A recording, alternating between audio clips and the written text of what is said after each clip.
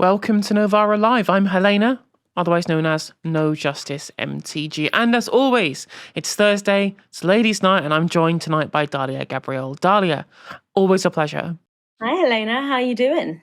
I'm doing very, very well, and all the better to be joined by you tonight. Coming up tonight, US President Donald Trump appears to have backed down over military action in Iran, for now at least.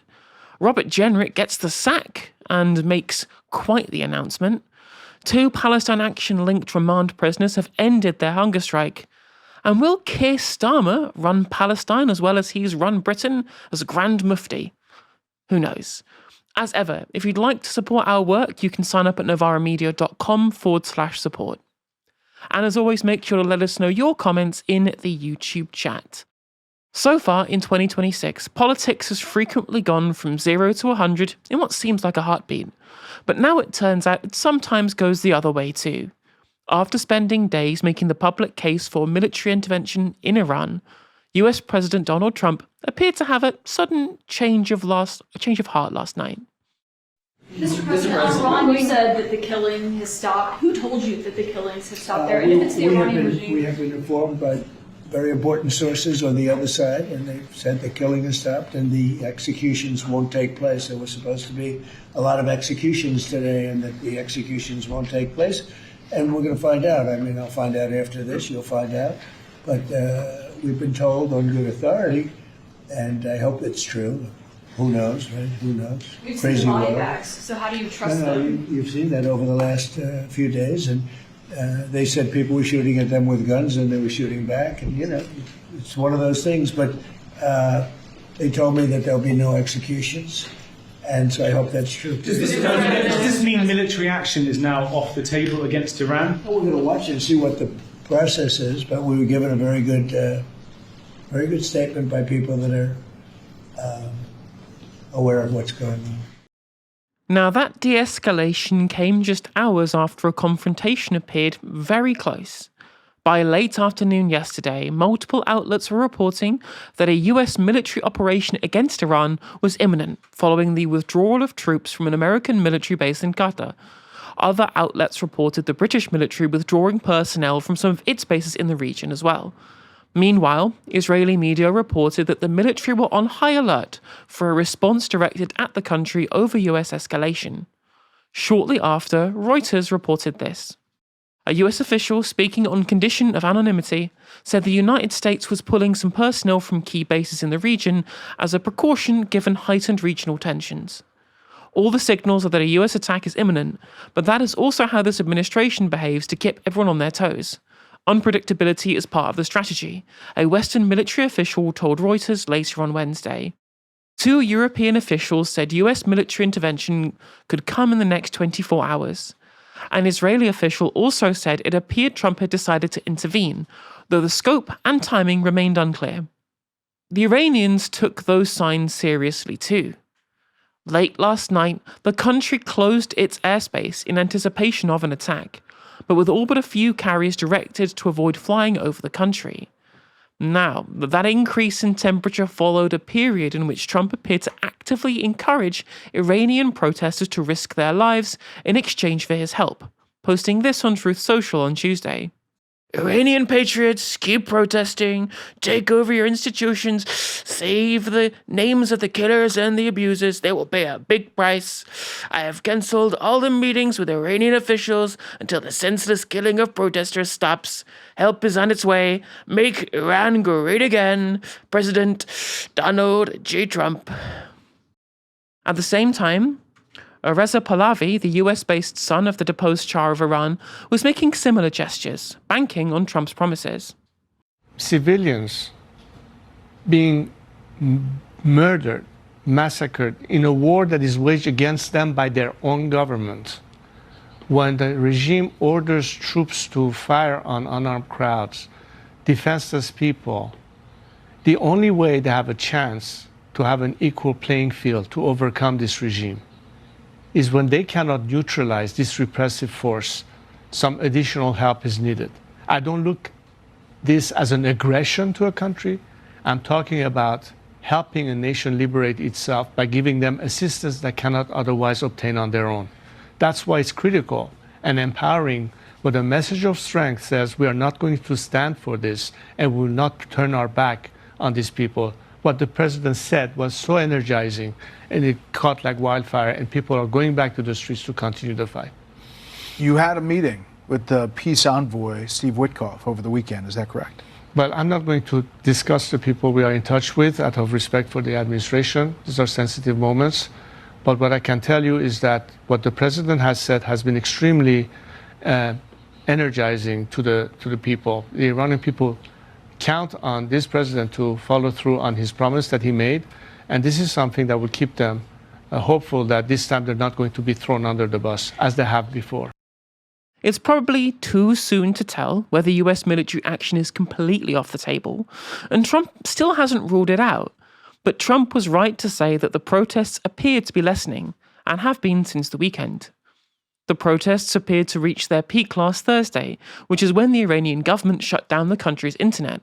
Obviously, that meant information coming out of the country became more patchy. And as a harsh and violent security crackdown on protests intensified, the number and size of the protests appears to have dwindled. The Iranian government also says it's made concessions over executions of those arrested for protest. The country's foreign minister, Abbas Araghchi, appeared on Donald Trump's channel of choice, Fox News, last night. Are you moving forward with hangings of some of the protesters, or at least one of the protesters? No, I haven't heard about that, and there is no any hanging today or tomorrow or whatever. That's Friday? I can tell you, I'm confident about that. There is no plan for hanging at all. There were likely also other considerations at play behind Trump's apparent decision to stand down and attack. France 24 reports this from the AFP. A senior Saudi official told AFP on Thursday that Saudi Arabia, Qatar and Oman led efforts to talk to Trump out of an attack on Iran, fearing grave blowbacks in the region. The Gulf trio led a long, frantic, diplomatic last-minute effort to convince President Trump to give Iran a chance to show good intention, the official said on condition of anonymity. The same Saudi official said that the Gulf states' efforts aimed to, quote, avoid an uncontrollable situation in the region. A second Gulf official said that, quote, the message conveyed to Iran has been that an attack on US facilities in the Gulf would have consequences on relations with countries in the region. The Trump administration has, however, ordered new sanctions on Iran that target 18 individuals and entities within the regime. US Treasury Secretary Scott Bessent said this. President Trump stands with the people of Iran and has ordered Treasury to sanction members of the regime. Iran's leaders have brutally responded to peaceful demonstrations with violence, from mass shootings in the streets to attacks on wounded victims in hospitals. So, Dalia, it's been a pretty frantic few days in terms of the heating up of the temperature, which immediately then seems to have cooled down. What do you make of the recent developments? Yeah, I mean, 2026 has been, I can't believe we're 15 days into it. And, we've once again find ourselves nearly on the brink of World War III. I'm glad that things have pulled back now, but the unrest and the potential chaos that this could unleash is not going to go anywhere. Before I kind of get into the meat of it, it obviously kind of goes without saying that the killing of protesters in Iran, the ongoing authoritarianism of the Iranian regime is unconscionable, and it must come to an end. But the deep hypocrisy that I don't think I need to point out to our audience of Britain, of Europe and the US condemning and grandstanding about protesters' rights, fresh in the wake of ICE murdering a woman in the middle of the street who was trying to defend her neighbors against deportation, or members of her community against deportation, while we have hunger strikers on the brink of death and long-term health implications in our prisons because they're protesting the ongoing support of our government for a genocidal regime. And of course, the hypocrisy of criticizing and calling for the Iranian regime to rein in its authoritarianism at a time when our governments are continuing to financially, politically, and militaristically support a regime that is not only conducting genocide right now, but has a very, very long history of killing peaceful protesters, of killing journalists. I mean, that has been part of Israel's history so long as it has the country itself. It has existed. You know, if this was maybe 5 years ago, maybe your average person on the street would think that these calls for democracy and human rights in Iran are sincere. But I don't think after what we've seen over the past 5 years, anyone is really buying that kind of feigned concern. Now, it's worth mentioning, of course, that the Iranian government has imposed an unconscionable communications blockade, meaning that we are actually unable to hear or see much from what the actual protesters are demanding and what they are protesting. We can't hear directly from them. But I can guarantee that no one is protesting for American bombs. No one is protesting for American missiles. If anything, whilst the Iranian regime has been facing growing anger and frustration and pressure from its people around its question of civil liberties, I see this as a continuation of the unrest that we saw in 2024 with the women's protests in Iran. A lot of this is going to be about democracy and civil liberties and authoritarianism, things that the Iranian government is wholly and solely accountable for. But there is also that question of the, escalating US sanctions, maximum pressure sanctions implemented by Donald Trump, which have absolutely crippled the Iranian economy, making life impossible for the everyday Iranians that Donald Trump feigns so much concern for. When we look at what the effect of that has been, food prices have gone up by 72%. In the space of a year, the Iranian currency has lost its value by over 70%. So a lot of what is also driving this is Iranians trying to liberate themselves not only from the autocracy of their own government, but also from the pressure of an imperial geopolitical system that for, decades now has treated them as expendable pawns in a war in a sort of cold war, as it were, of major powers. So there's that sort of double pressure of economic sanctions as well as local authoritarian regime and violation of civil liberties. And we all have to be very, very clear here that the US does not want democracy in Iran. In fact, it actually wants the exact opposite. The US actually quite likes autocratic and despotic leaders in the region. They just want those leaders to be doing autocracy on the behalf of the US's interests. And that, in the eyes of the US, is the crime that Iran is committing, not the crime against its own people, but the fact that it is not willing to subjugate its people in line with the interests of the US. It does it in line with its own interests. Now, obviously, that those are not the only two choices that people, a country should have, and that in itself is the tragedy of this situation. But when that this is not about genuine democracy in Iran, and we see that by the fact that laughably we are seeing talks of the son of the former Shah, himself a despotic autocrat, being touted as a potential leader of Iran. So that just goes to show that what the US is angling for here is an autocrat in Iran, but an autocrat that is willing to do the US's bidding. And when we look historically at how this has functioned, when you look at the overthrow of Mossadegh, the democratically elected socialist leader of Iran, when he was overthrown in 1953, that was to instate the Shah.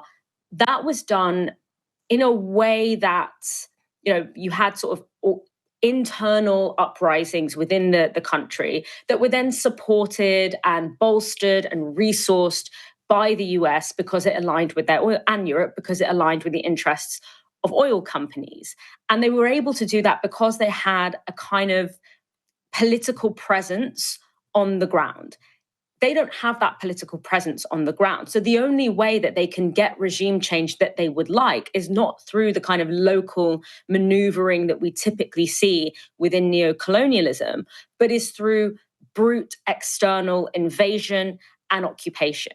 And in order to maintain whatever autocrat they wish to replace the Islamic Republic of Iran with, will have to be maintained by an ongoing military presence, US military presence within Iran. And so what we are looking at is a situation that looks a lot like Libya, Afghanistan, Iraq. None of those countries have gone any closer to democracy, civil liberties, all of the things that we are told are valued by the West within the region. But what they have done is that they have created very fragile, very insecure, very weak states. They have ensured resource control, particularly within Iraq, have ensured resource control for Western oil companies, and in the case of Afghanistan, have led to the return of the Taliban, and have also created a refugee crisis, which means that people will be forcibly displaced from their homes, will find themselves on the shores of Europe to be treated, like less than humans within mainland Europe. So it's the same cycle over and over again. But this is not going to be. We're not going to see a repeat of 1953 when Mossadegh was overthrown, because that could be done in a way that didn't necessarily require an active US military presence or invasion. It could be done through manipulating existing relationships and existing conditions in the country. It will have to happen through a militarized attack. Now, I don't think, despite all of this, I don't think Donald Trump wants that. I don't think the US wants to do that, not for any moral reason, but because it would just be such an escalation of resources and such an escalation of a very unpredictable situation. So what they're going to continue to do is they're going to continue to try and strangle the Iranian people through economic sanctions to actually intensify the conditions that are leading them to the streets in the first place. And of course, the people who suffer at the end of all of this, economically and politically, are the Iranian people. But I think what's different now compared to, say, 2003 with Iraq is that I don't think that anyone is believing the fiction that this is about democracy and human rights. We all understand that this is a question of power and it is a question of resource control. But what Donald Trump has done, in a sense, is by kind of coming out and saying, I don't need international law, I don't care about these kinds of things, all I need is my own moral judgment. He's almost made it very clear that those aren't the principles on which we judge any action anyway. So in a sense, it's like, how can you even apply pressure on the basis of international law or democracy on a man who has made it very clear that he doesn't care about that, whether in his own country or abroad? I think there's obviously an internal political boon for Trump if he doesn't start this war, or doesn't engage in military action, because he's already taking a hammering in the opinion polls because he refuses to actually deal with things on the ground for Americans. Just like the price of food's going up, it's difficult to be able to afford a house, and just bomb Venezuela, we got to intervene in Iran, and that's not going to help anybody. Like, that's not going to help anyone on the ground, right? In America. And there's the big America First cohort where they promised no new wars. There was literally a national security strategy at the end of the year. It was like, well, no more foreign intervention. Liberal interventionism doesn't work. 10 minutes later, me with the bestie, liberal intervention. So I don't think that would play well with, maybe the MAGA base are not cultish enough to do whatever Trump does, but all the floating voters who have material interests in America that need satiating are not going to be served by Donald Trump engaging in imperial politics. At least not in the short term, anyway. If there's anyone in British politics who is the personification of raw ambition, it's Robert Jenrick. One of the final two Tory leadership hopefuls in 2024 and consistent cabinet member in the previous government, he's very recently found a name for himself with some viral but very Partridge-esque videos bemoaning some of his favourite petty grievances or pretending not to notice all the white people in Birmingham. It's clear from his output and his tenacity as Shadow Justice Secretary, he fancies himself a big player in British politics. and his high profile had always been a thorn in the side of the Tory leader Kemi Badenoch. Speaking of which, it turns out that he had plans to be an even bigger thorn in her side, unbeknownst to her. That is until today, when she made this shock announcement. This morning, I removed the Conservative whip from Robert Jenrick after dismissing him from the shadow cabinet. I was very sorry to be presented with clear, irrefutable evidence, not just that he was preparing to defect, but he was planning to do so in the most damaging way possible to the Conservative Party and his shadow cabinet colleagues. It is my responsibility to protect our party, and faced with that information, I took the only decision that any responsible leader could. Because the British public are tired of political psychodrama. So am I.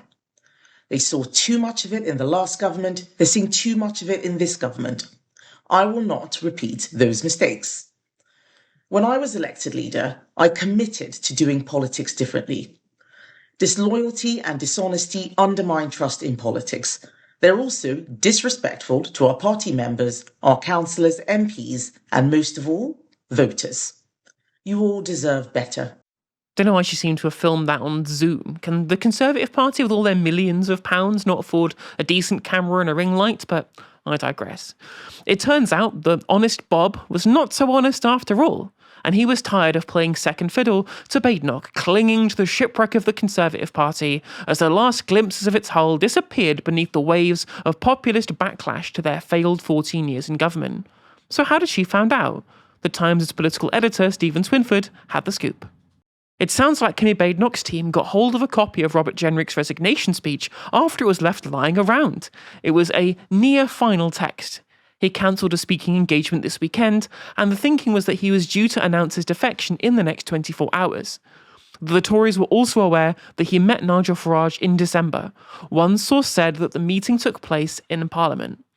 It all seems very open and shut in terms of the veracity of the evidence found to condemn Jenrick, and Badenoch timed the release of her decision to eject him from the Tory ranks pretty well.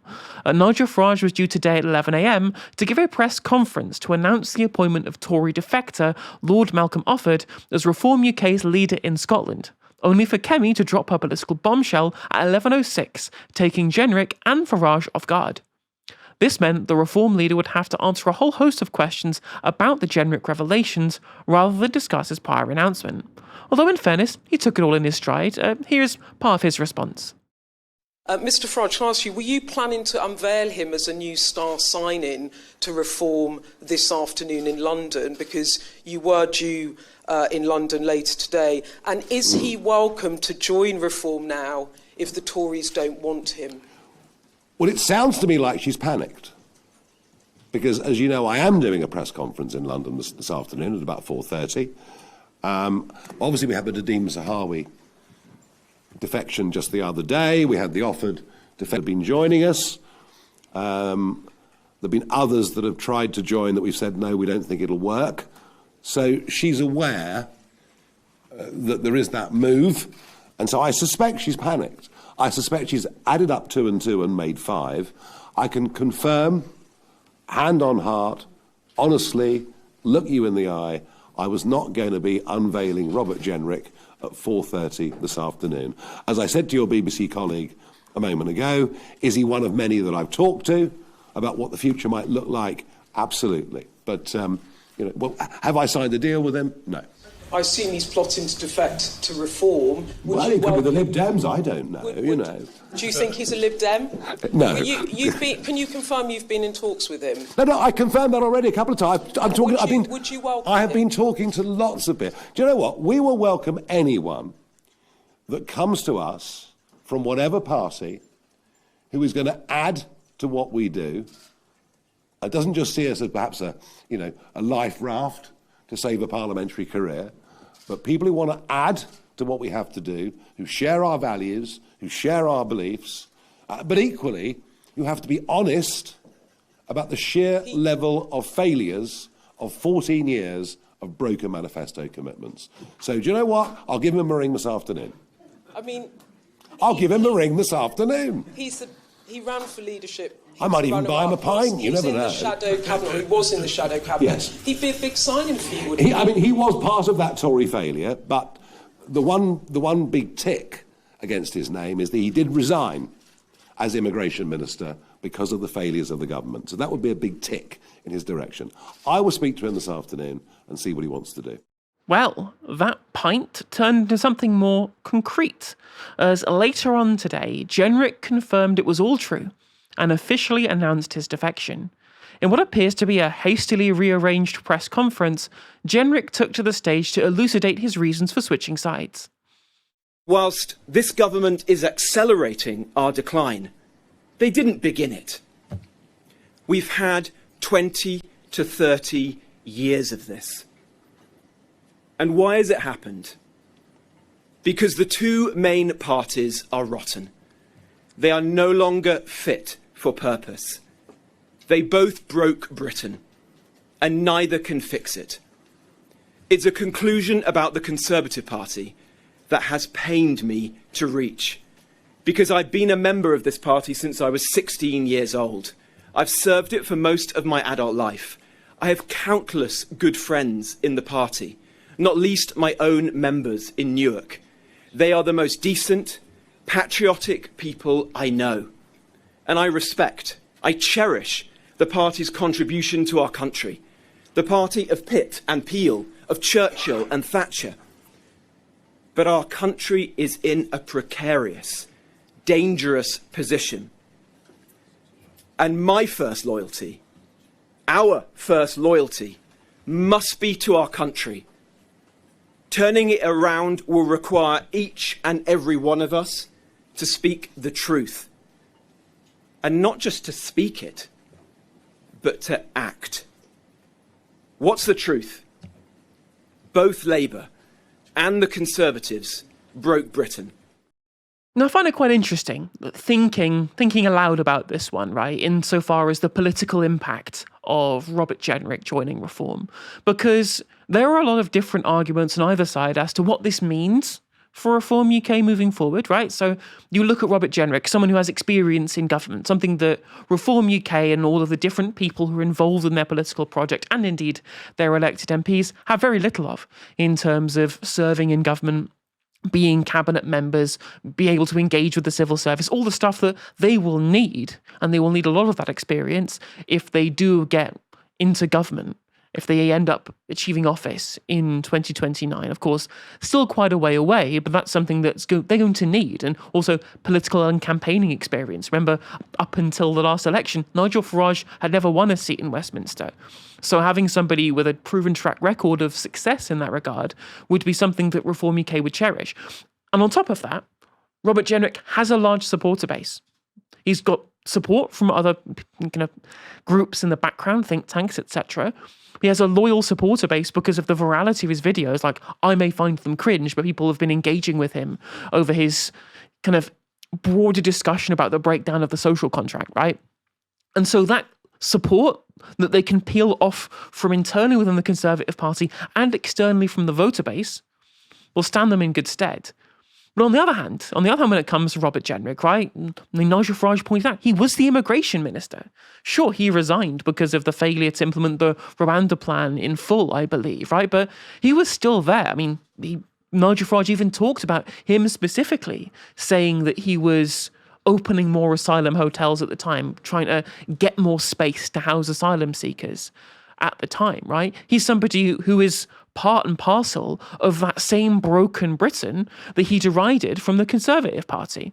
You know, earlier on in the speech, he talks about stagnating wages and sluggish economic growth and failures on the NHS and on public services. And I'm like, but in your pitch to be Tory leader in 2024, Robert, you praised the Cameron government, who's patient zero for all of those problems, right? Like the NHS this being in the state it's in, right? That's not the pandemic. That's David Cameron. That's your politics. You're it's an arch Thatcherite. The degradation of wages and the degradation of the power of workers to collectively bargain is down to the politics you support. So that's all records that not only are going to be bad in terms of what it means just in terms of how bad the policy was, But it also means people from the kind of post-industrial north who are moving towards reform would bounce off that, somebody who has Thatcher as their political hero. And on the other hand, Robert Jenrick's an ambitious man. That's competition for Nigel Farage. And I know that if there's someone who can match Robert Jenrick for ego, it's Nigel Farage. Does he really want that kind of competition around internally within his party, given that part of the reason we're in this position is because of the competitive nature of Jenrick with regards to the existing leader at the moment that he lost to in the leadership election, Kemi Badenoch? Will be happy being on the sidelines with Nigel Farage and Richard Tice up the top? Who knows? Dalia, in that regard, do you think Robert Jenrick will be an asset or a liability for reform? I thought this exact same question when I first saw the news that he had defected. And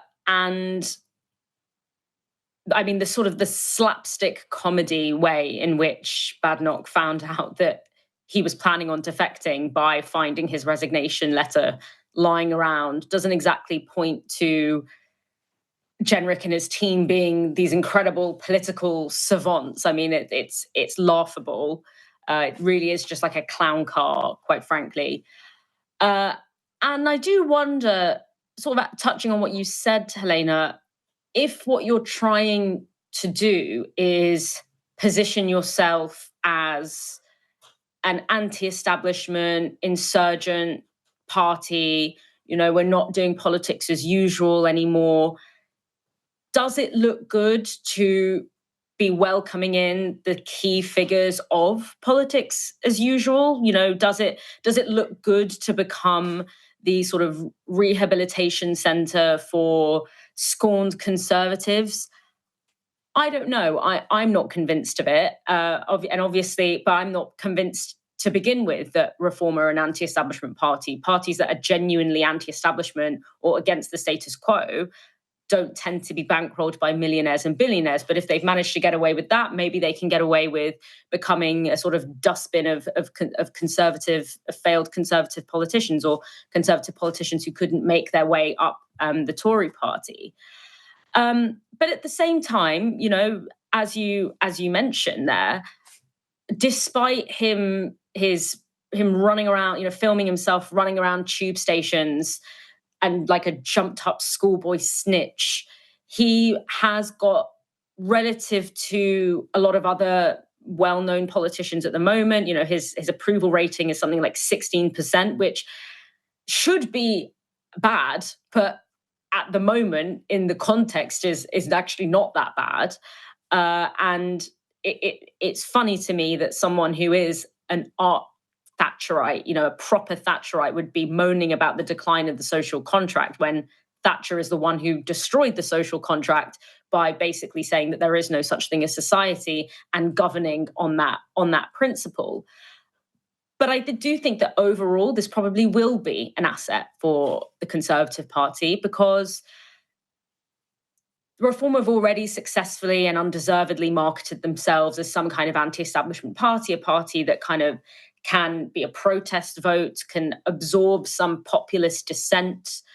So it's already done that. But Britain is not a country that votes for unknown entities. It's not a country that votes for parties that haven't governed before very regularly. The last time this happened was in the 1920s. So it's been a very, very long time. And I think for Farage, the priority between now and 2029 is to position himself and his party as a party that can govern and that has some kind of legitimacy and that has some kind of experience, because there will still be that they won't win without that sort of main conservative base that are, by their very nature, they are conservatives.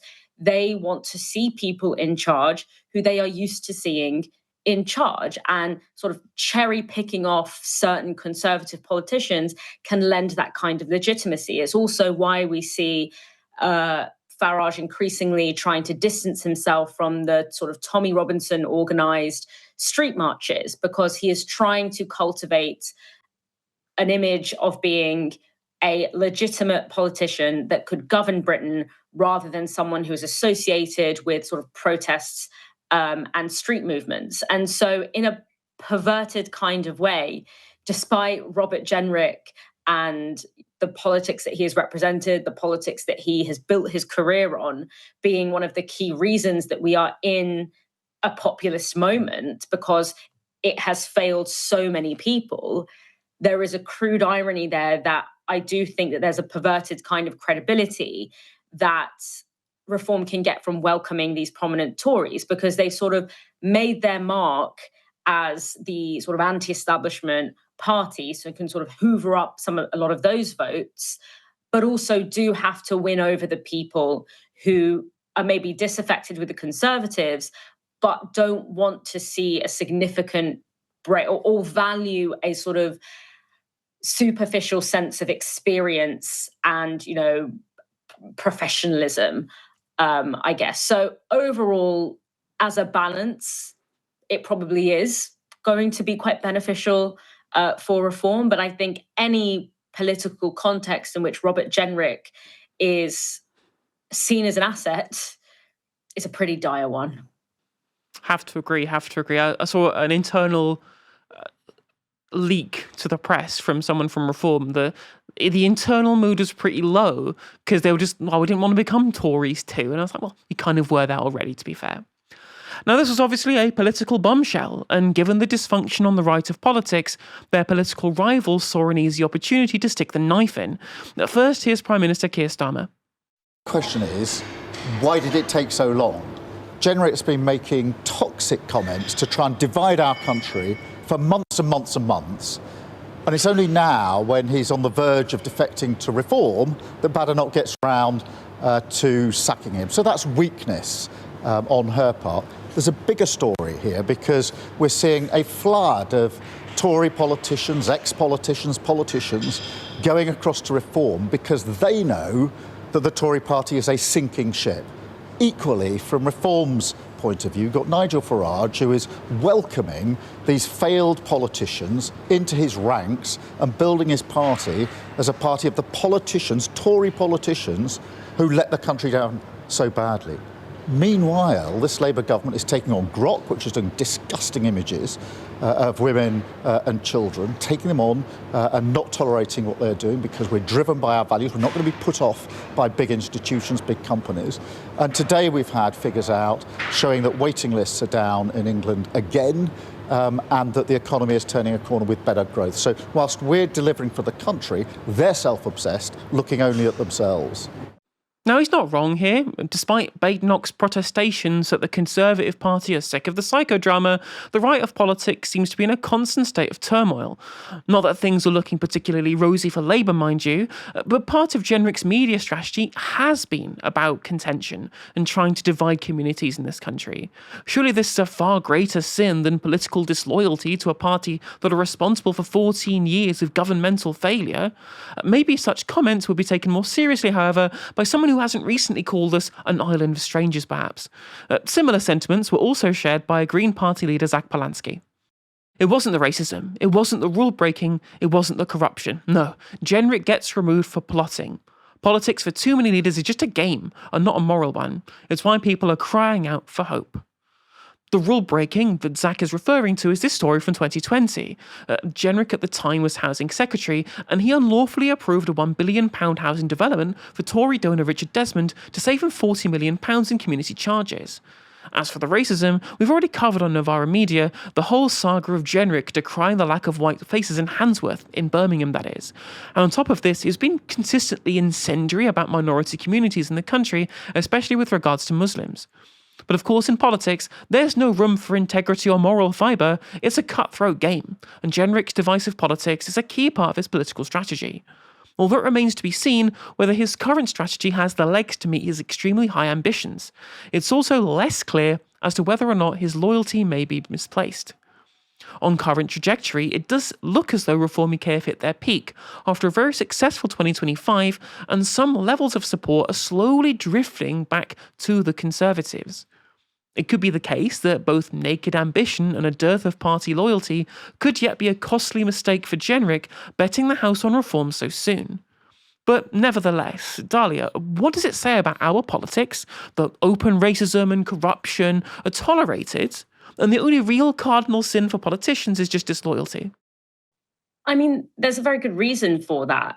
If you are one of the leaders of the two major parties. And that's because Britain is at a really unprecedented moment in its political history. As I mentioned before, it hasn't faced this in 100 years, where you have a reorganization of the two-party system. Now, we're still a two-party system, but who those two parties are is unstable. It's insecure for the first time in a really, really long time. And our political elite, our political establishment are not used to operating in that kind of environment. It has been for many, many decades now a question of you work your way up to the top of either the Labour Party or the Conservative Party, and then you figure out, and then you govern. And now that has been muddied for the first time in a very long time. And so both of the major parties are feeling very, very insecure. And that is why we are seeing, not just from the Conservatives, but also from the Labour Party, this absolute complete diversion of energy away from the kind of medium to long-term well-being, health of this country. The question of, what principles do we govern by? What kind of country are we trying to build? That is not where the energy of the main two political parties are going on. The energy of the main two political parties are going on, how do we fight for our own political survival at this moment of flux, at this moment of change? And that is why we are seeing that politicians are not being suspended or expelled from parties for violating the fundamental principles of their party, or for violating other kinds of ministerial codes, for the things that typically they would have been expelled for, but they are being solely expelled around questions of loyalty. Are you compromising the security of this party at a time when everything feels up for grabs? And as you mentioned, Helena, we're seeing this not just in the Conservative Party, we're also seeing it in the Labour Party. We're seeing Neil Coyle allowed to re-enter the party after he racially abused a journalist, whilst Diane Abbott was, Keir Starmer tried to expel Diane Abbott because she wrote a letter, whatever you think about it, but she wrote a letter saying that anti-Semitism and anti-Black racism operate differently. Now, you could disagree with that, you could have problems with that, but that's not the same as literally racially abusing people and being overheard and several witnesses corroborating that. So, and then we see, of course, the expulsion of Labour Party MPs, the removal of their whip, because they voted for removing the two-child benefit cap, which is a policy that not only did Labour campaign on, so it is a Labour value, whatever that means, but it's also a policy that the Labour Party ended up introducing anyway, of lifting the two-child benefit cap. So we know that none of this is about actually party identity or the kind of political principles that either of these parties might hold. But we are seeing two parties that are deeply insecure, that are deeply concerned on an existential level for their future. They can feel reform nipping at their ankles. Increasingly, the Green Party are also nipping at the ankles of the Labour Party, the Lib Dems as well.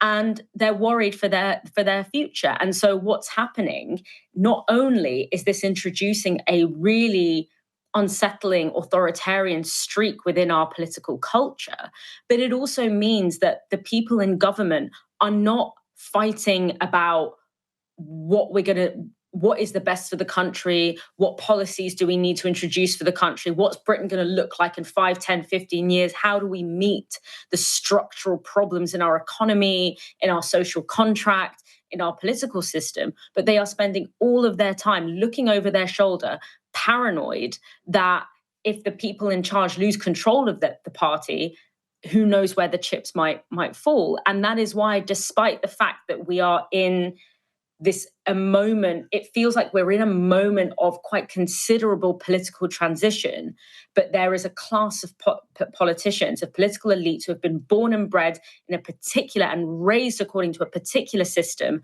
are desperately trying to cling on to it for dear life. I don't think that's sustainable. I don't think it's going to last. I think that the contradictions and the deep problems within our country are going to eventually surface, and something is going to have to give. But what we are seeing are people in power desperately trying to hold the pieces together to maintain a sense of control. And we're all suffering from that, not least because of the kind of authoritarianism and anti-democratic values that is introducing into our system or proliferating within our system, but also because it's taking away all of the political energy, all of the political discourse away from things that it can actually make our lives better, and instead focusing on the careers and longevity of two political parties that are used to having a guaranteed seat in power. 2 remand prisoners linked to Palestine action have ended their hunger strikes after apparently winning significant concessions from the government. 31-year-old eyebrow-raising and 28-year-old Cameron Ahmed had refused food for 73 and 66 days respectively when they called an end to the strike. Also ending his hunger strike is Louis Caramello, a diabetic. He has been fasting every second day for the last 46 days. According to a statement from Prisoners for Palestine, the decision to end the strike on Wednesday followed a decision from the UK government to refuse Israeli arms company Elbit Systems a £2 billion contract. In a statement, the group said this: "The contract, which would have seen Elbit Systems provide training to the British Army over 10 years, was lost despite the best efforts of officials both in the Ministry of Defence and British Army, who it was revealed had been colluding with both Elbit Systems UK and its parent company Elbit Systems in backroom meetings and tours to the capital of Palestine, Jerusalem, in a desperate attempt to further entrench their genocidal alliance and help them win the contract. The abrupt cancellation of this deal is a resounding victory for the hunger strikers, who resisted with their incarcerated bodies in order to shed light on the role of Elbit Systems, Israel's largest weapons manufacturer, in the colonization and occupation of Palestine. Since 2012, Elbit has won 25 public contracts in the UK, totaling more than £333 million. The loss of this £2 billion contract marks a significant shift in this sordid strategic alliance. With this victory, it has never been clearer that Elbit's days in Britain are numbered." Prisoners for Palestine is not wrong about the possible collusion of Ministry of Defence and British Army staff with Elbit Systems. In September last year, The Times reported that an ex-brigadier had allegedly advised Elbit on how to win the £2 billion contract, with a whistleblower alleging he attended 19 meetings with the firm against MOD rules. The Times had also reported in September last year that a single MOD boss had been dined 7 times by Elbit during the procurement process. And in August last year, Middle East Eye reported that in 2022, 3 British military staff allegedly accepted sightseeing tours in Israel, all reported to have been completely funded by Elbit. Now, the Ministry of Defence and the military have been quite successfully avoiding questions over these links posed by the Times for months. Given the global attention that the hunger strikers have achieved, as well as endorsement from international political and artistic figures, as well as human rights organisations, it's probably safe to say they massively raised the stakes against the government, ignoring the irregularities in the procurement and awarding the contract to Elbit. And that's at the very least. A reminder, these prisoners have never been found guilty of a crime, and yet most have been in prison for well over a year, with no likelihood of trial for a significant time to come. Following the prescription of Palestine action last summer, an event that occurred long after they were arrested, the prisoners say their treatment worsened. But some of their demands around improvement of their conditions appear to have been met, with Prisoners for Palestine saying this: "Eyebrow-raising's transfer to HMP Bronzefield has been accepted by HMP Newhall, where she is currently held in intentional isolation from her family and friends. T. Hosier has been offered a meeting with the head of GEXU, Joint Extremism Unit, at her prison, the very same organisation that orchestrates the prisoners' treatment as terrorists." Despite the cruel and constant medical neglect of the hunger strikers, including but not logging food refusal of ambulances in life-threatening emergencies, and degrading treatment in the hospital, the national heads of prison healthcare have met with us at the behest of the Ministry of Justice. During the hunger strike, some of the prisoners started receiving bulk packages of withheld mail, and in one case received an apology from prison staff for a letter that was delayed by 6 months. Books on topics of Gaza and feminism have also been given after months of waiting. They may also have created future headaches for Elbit and the government, with Prisoners for Palestine saying that in the last few weeks, 500 people had signed up to take direct action against arms companies complicit in genocide. That's more than the number of people who took part in Palestine actions over its 5-year campaign before prescription. Of course, friends, family and loved ones are relieved too. Shahmina Alam, the sister of Kamran Ahmed, told The Guardian this. For the first time I woke up today, not afraid. We don't need to think about the prospects of more health complications. Fellow remand prisoners Tuta Hoxha, John Chink, Kasuzura and Amu Gib had all paused their hunger strikes, but have now ended them too. One further prisoner, Umar Khalid, is believed to be continuing to refuse food. Since the 18th century, we in the West have lived in a fiction, in a delusion that you can do empire abroad and democracy, civil liberties, Enlightenment principles at home. That is not possible. And this is something that Aimé Césaire, a scholar, writer, described as the boomerang effect, where he talks about how the methods of colonization, the brutality, the dehumanization that is part and parcel of a colonial project that at one point may have been intended only for subjugated, racialized people, will always corrupt, dehumanize, degrade the colonizers, and they will always turn those same tactics of oppression and colonization against and within their own societies. And so what do we see, in Britain today with the Palestine Action prisoners? We are seeing a dissolution of all the kinds of democratic principles and civil liberties that at one point Britain presumably sought to preserve and build its identity around the idea that this is a country that is based on the rule of law, that is based on civil liberties, Enlightenment principles. And now we are seeing, people being detained, more than 2,000 arrested for simply holding a placard stating a political principle. We are seeing an organization that hasn't claimed the lives of a single human being being designated as a terrorist organization, something that the UN has said is a concerning misuse of anti-terror legislation. So that's not my analysis, that's the analysis of the UN. We are seeing defendants being left to die without getting access to healthcare. The only reason they have access to healthcare, because they were, of course, denied access to medical support. Ambulances were not allowed in the prison when they were at a very, very critical stage in their hunger strike. They were only allowed in following protests from outside of the prison. We're seeing people detained for 18 months without a trial, without a single conviction, being denied reading materials, the basic rights that you might assume that someone in prison might be able to have. And so this is how we can see that imperialism is always a virus that eventually infects its architect. The things that we have promoted, the things that the West has promoted across the world, the cheapening of human life, the privileging of property over people, the corruption and the perversion of the political process, is something that will always turn back into the homeland.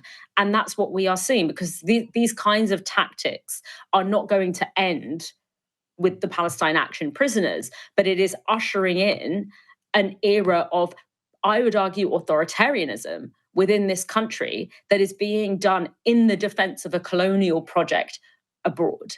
And so this is when we talk about the connection between Palestine and a liberatory politics more globally, this is what we mean. Israel's genocidal assault on Gaza should go down in history as one of the darkest events in the 21st century. But there is already a desperate attempt among some of Israel's staunchest backers to rewrite that history. Mike Pompeo was director of the CIA in Donald Trump's first term.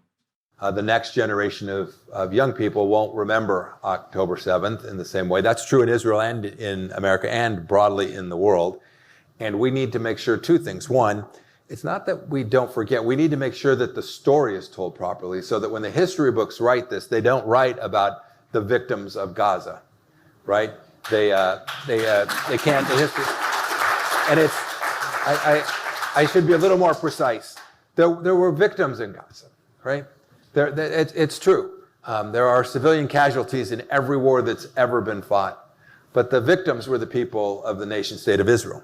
Though that the aggressor was the Iranian regime in the proxy of Hamas, and we need to make sure that the history books reflect that, and that requires each of us every day to talk about it in real time with our children, with our grandchildren, about it in a way that is serious and thoughtful and complete and moral. We need to make sure that the story is told properly, so when the history books write this, they don't write about the victims of Gaza, he says. What a wild statement to make. To even admit that there are victims in Gaza, but they're just casualties that happen just because it's a war, because casualties happen, not at the same extent. Not when they're deliberately targeted, which we have ample, huge, overwhelming evidence for that to be the case. It is the totality of the opinion of genocide scholars that this is deliberate genocide committed by Israel against the Palestinian people. Netanyahu and Gallant indicted for war crimes by the International Criminal Court, a case at the ICJ against Israel for genocide. They have deliberately used this situation as an excuse to try and force the Gazans out of where they live. We've all heard the stories about the potential for them using Somaliland as a place to ethnically cleanse them to. We even had a Likud official, Avi Dichter, at the start of the conflict, say that they were carrying out the Gaza Nakba, i.e. to finish what they started in 1948, where they first ethnically cleansed Palestinians as part of the Zionist colonial project in 1948. There have been tens of thousands of innocent Palestinians killed during Israel's genocide in Gaza. Multiple October the 7th's worth of people, and every life lost is tragic. What we should understand is that the reality of this conflict is that everyone who's died is a casualty of Zionism. Everyone who's died in Gaza is a casualty of Israel's colonial project in the region. Their desire for more land, their desire for more influence, their desire to want to subjugate the Palestinian people, the political officials of Israel, the statecraft of Israel itself necessitates this forever conflict until they have maintained full control of what Likud would describe as Judea and Samaria. It is written into Likud's charter that between the river and the sea is only Israeli sovereignty, and as an ethno-state, it cannot countenance those borders containing too many Palestinians to dilute their ethnic majority. That is the reality of Zionism. This is why we're in this position.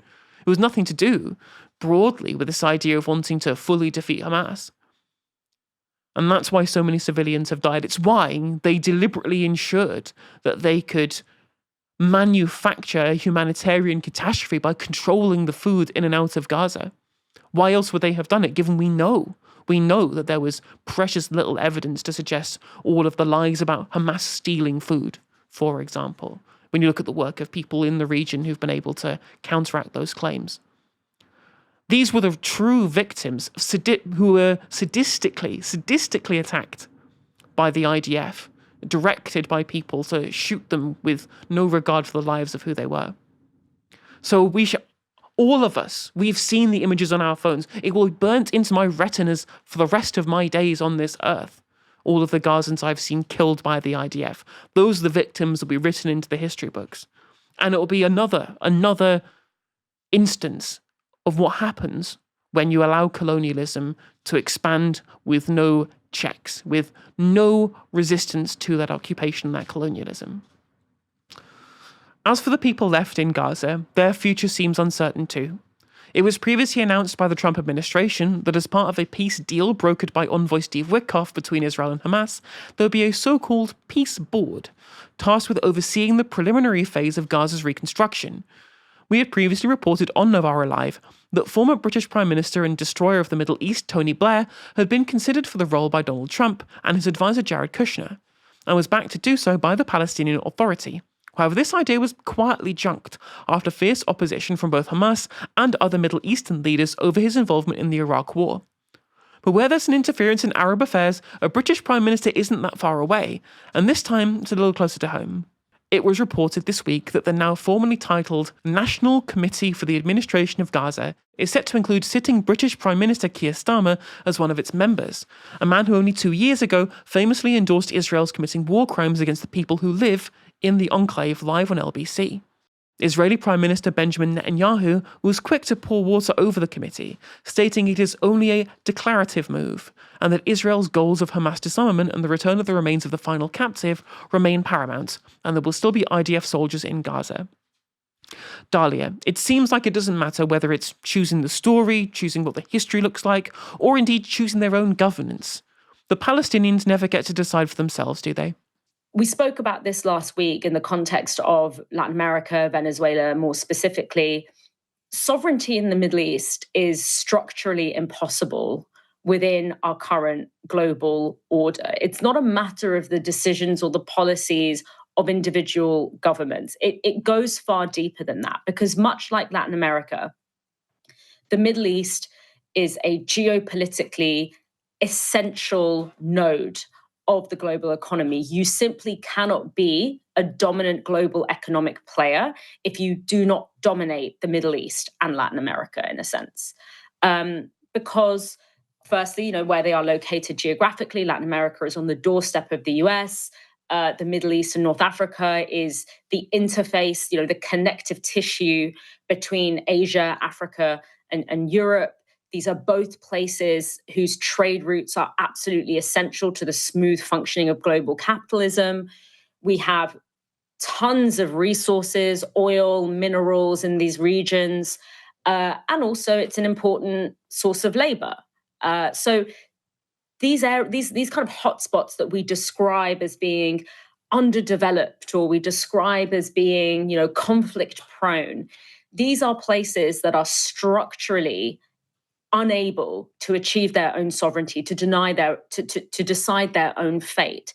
And also there's another element to that, which is that probably because of that position that they hold within a globalized economy, Latin America and the Middle East and Africa as well have been the site of some of the most successful, threatening, liberatory, anti-colonial socialist politics. You have Pan-Arabism in the Middle East, Pan-Africanism throughout Africa. You have anti-colonial struggles within Latin America. There is a long history and memory of fighting against imperialism, fighting against capitalism as well, and it's always been a potential hub of a socialist politics. And for that reason, there has always had to be a very, very ironclad grip on what happens in these regions. And that's why when I said earlier in the show about Iran that it's not that the US and Europe don't want autocracy in Iran, they just want autocracy on their behalf. And that's what they currently have in a lot of the Middle East and North Africa. And that's how they want to keep it.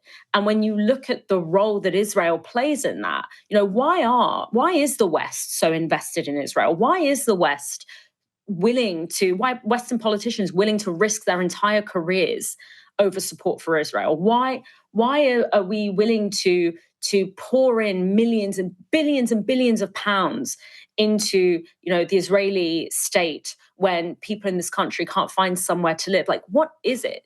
It is precisely because in the 60s, when the West began to take an interest in Israel, it was because they were at the zenith of these post-colonial, Pan-African, Pan-Arab movements that were really creating a substantial threat in a way that was very comparable to, for example, the USSR, to a global capitalist system. And, it was a united movement. It was a movement that had a lot of flaws, a lot of issues, but fundamentally it was one of the most significant threats to the global capitalist order we have ever seen. And ever since then, the US and the West more broadly has needed a policeman on the ground in that region to ensure that they never get even remotely close to posing that kind of threat. Because they are so essential, that status of being essential is always at risk of being turned into power. And the investment in Israel, it's nothing to do with caring about the welfare or the well-being of the Jewish people, or believing in the self-determination of the Jewish people, or repenting for the Holocaust. It's nothing to do with that. It is about maintaining a policeman-style presence, a foot soldier, an entity within the region to ensure that their status of being essential to the functioning of global capitalism can never be turned into power. And Palestine, because Palestine is at the heart of the Israeli project, because of the religious and historic, the kind of religious ties to that land, Palestine is on the kind of knife edge of that. And there is always a sense that if Palestine is able to liberate itself whilst on the sharpest edge of Western and Zionist colonialism, then that's a domino whose effects cannot be predicted. That is, if they are able to be liberated from that status, then all the countries in the region will experience and could experience a similar transformation and pose that kind of potential threat that they posed in the post-imperial era, which was the last time where we saw a real, genuine conversation about what could the global political and economic principles of this world be run on. Is it on capitalism, or could it be on something else? The idea of that moment being repeated, especially at a moment right now where people are disaffected and there is a hunger for kind of a populist antagonism to the status quo. That is why the US and the West, despite everything, is doubling down on its support of Israel, and why they have to make sure that sovereignty in this region is never possible in any kind of meaningful form. Thank you very much, Dalia, for joining me tonight. Thanks for having me. And thank you everyone for tuning in as always. Come back tomorrow for another live stream at 6 p.m. For now, you've been watching Novara Media. Good night.